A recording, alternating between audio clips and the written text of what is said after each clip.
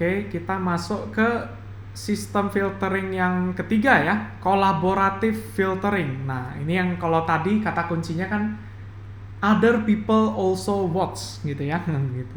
Jadi silakan judulnya collaborative filtering, environment-nya Jacob Rexis ya.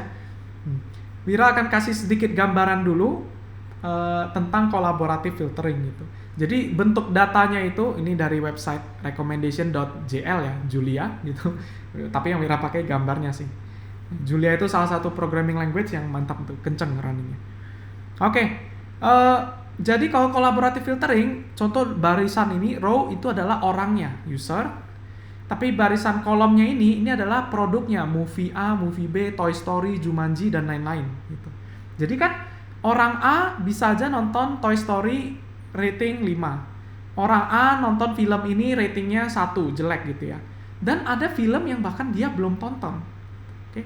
Dia belum tonton atau dia nggak kasih rating gitu. Oke. Dia nggak kasih rating sehingga nanti bentuk datanya kayak gini gitu. Bentuk datanya kayak tabel, ada user versus ada itemnya. Hal yang menarik adalah tabel ini nanti banyak banget bolongnya. Ya percaya nggak percaya kan, misalnya produknya ada 1 juta produk. Emang orang A pernah beli 1 juta produk? Nggak ya? Paling mungkin cuma pernah beli 5 produk. Paling pernah nonton 5 film, 7 film, 10 film. Dari 1 juta film yang ada. Sehingga tabel ini nanti banyak bolongnya. Istilahnya apa? Istilahnya sparse ya waktu itu. Oke. Jadi sebenarnya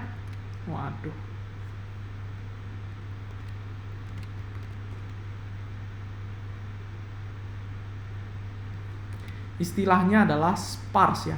Jadi kalau matriks yang banyak bolongnya itu adalah sparse matrix gitu. Di sini ada orang C yang nonton ini ratingnya tinggi. Nah, yang dilakukan itu seperti apa? Yang dilakukan itu kita cari dulu kemiripan antar user gitu ya. Jadi ada nggak sih 2 orang yang sebenarnya relatif mirip dari segi cara dia ngeratingnya, berarti kan itu kemiripan preferensi ya gitu. Dan juga dimanfaatkan juga kemiripan kontennya atau itemnya gitu ya. Karena kenapa? Kalau Wira udah tahu orang yang mirip dan orangnya beli sesuatu ratingnya tinggi, Wira bisa rekomendasikan ke orang yang mirip itu terhadap barang itu ya gitu.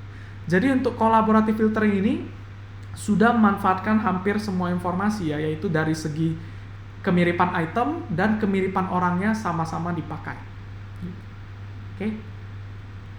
Oke, jadi bentuk datanya nanti adalah sparse. Kita coba lihat ya, import numpy snp, import pandas spd. Terus Wira udah siapin materinya, bagaimana cara kerja collaborative filtering ya. Nih, illustration.collaborative. Silakan.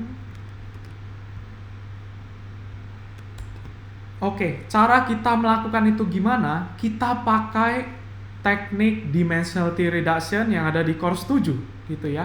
Contohnya apa? Waktu itu kan udah ada SVD, ada NMF gitu ya. Jadi dekomposisi matriks gitu. Kenapa kita mau pakai dekomposisi, Wir? Gitu. Jadi idenya itu kayak gini nih. Dekomposisi waktu itu kan jika ada matriks A, array A, kita bisa pecah jadi matriks U dan V kan ya. Kode dan fiturnya. Yang kalau dikalikan U dan V-nya ini sangat deket banget seperti matriks semula gitu. Oke. Ada informasi yang sedikit hilang, ada sedikit informasi yang berubah, tapi itu udah sangat dekat ya. Justru kita training supaya U dan V-nya ini semirip mungkin dengan matriks semula gitu. Sekarang kita lakukan hal yang sama tapi di matriks yang sparse, matriks yang bolong-bolong gitu.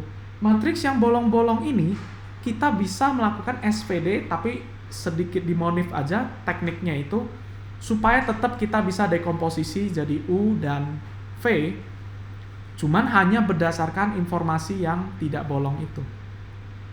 Oke. Malah tujuannya gimana? Tujuannya setelah kita dekomposisi ini, ketika kita kalikan, ini kan tetap matriks yang lengkap. Kita mengisi bagian yang bolong-bolong ini. Oke. Jadi tadi yang matriksnya sparse itu sekarang akhirnya terisi, dan isinya itu sebenarnya prediksi kita ya. Prediksinya datang dari mana? Datang dari kombinasi kemiripan usernya sama kemiripan kontennya kan ya. Akhirnya jadinya yang tadinya bolong di sini, kita ada prediksinya. Contoh, let's say yang bolong ini ternyata prediksinya adalah 5, berarti itu akan Wira rekomend ke orang A ini, user A gitu. Karena menurut prediksi Wira dari tadi informasi latent space tadi ya, itu ya, kan dimensity reduction itu ada informasi laten gitu. Nah ini ternyata ini menurut Wira dia akan rating 5. Yaudah Wira rekomend ke orang A, silakan nonton film ini. Tapi kalau ada film ini ratingnya Wira prediksi 1, Wira jangan rekomend ke orang A ini. Okay. Jadi itulah bagaimana caranya kita memanfaatkan dimensionality reduction, tapi malah untuk rekomendasi. Okay. Jadi dekomposisi pada matriks yang sparse gitu. Kalau nggak salah ya, Wira lupa namanya. Kalau nggak salah namanya nanti adalah sparse SVD. Jadi SVD-nya khusus ya untuk matriks sparse nih. Oke. Matriks yang nggak lengkap gitu. Karena kalau matriks lengkap kan ya XVD yang standar ya seperti di course 7 kita itu dimensionality reduction udah kita bahas. Oke, itulah cara kerja kita melakukan collaborative filtering ya.